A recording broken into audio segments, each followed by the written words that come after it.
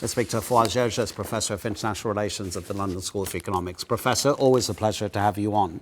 If the last Israeli hostage, the remains of that hostage, are never found in Gaza, do you think that means the end of the whole ceasefire plan?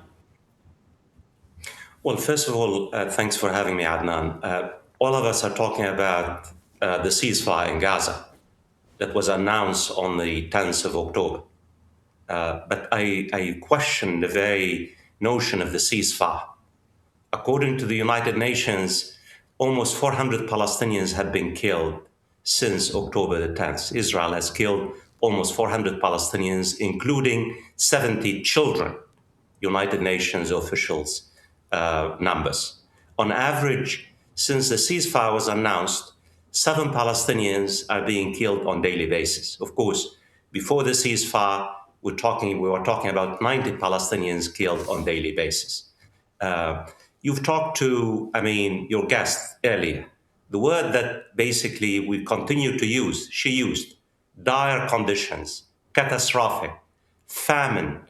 Amnesty International just last week, Adnan, said that Israel is still continuing committing genocide in Gaza.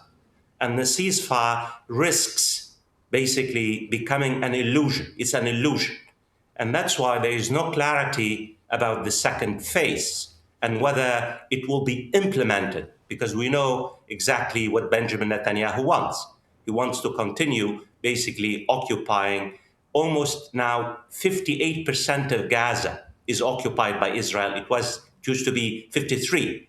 The ceasefire insists on 53. Now Israel has expanded its occupation of Gaza. So we're all waiting for the meeting between Benjamin Netanyahu and President Trump at the end of this month.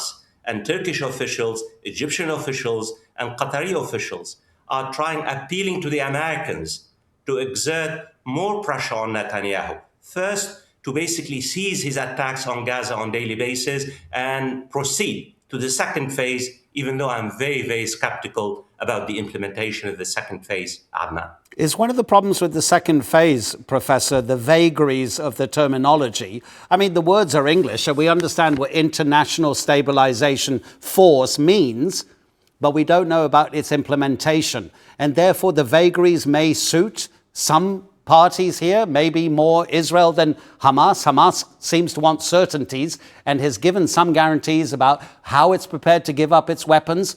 But international stabilization force, board of peace, we don't know much about these two bodies.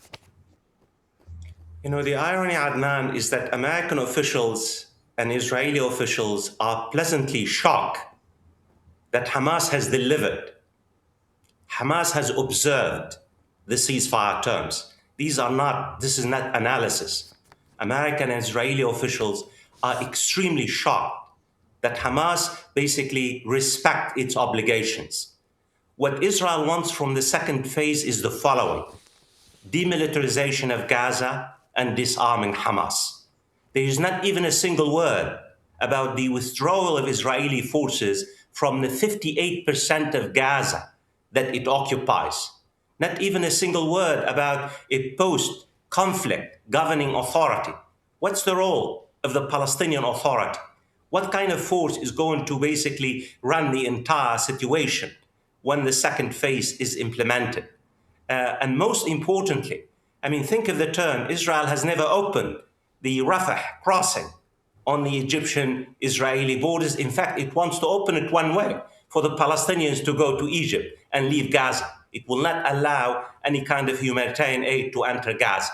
And also, the ceasefire insists that Israel allows 600 trucks of humanitarian aid to enter Gaza. So far, the United Nations says only 133 trucks enter Gaza on a daily basis. So how are you going to convince Benjamin Netanyahu to basically observe the second phase without really American pressure? And that's why, I think the Security Council resolution was catastrophic.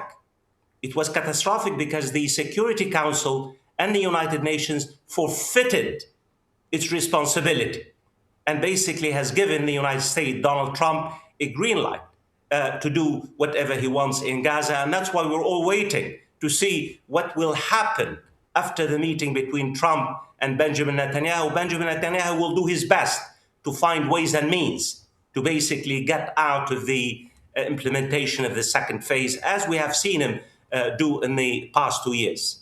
The people of Gaza should be encouraged, presumably, by the fact that there is a $67 billion fund for the reconstruction of their territory. But could it be a problem for the Hamas negotiators, the fact that Israel seems to regard the yellow line that it's imposed as the new border for Gaza? It's used those very words. In other words, the occupation will continue. Adnan, please, let's not be clear about the $67 billion. There's not even $5 billion committed. There is no money committed so far. I am being direct for the people, the Palestinians in Gaza. The international community has not committed any major fund for the reconstruction.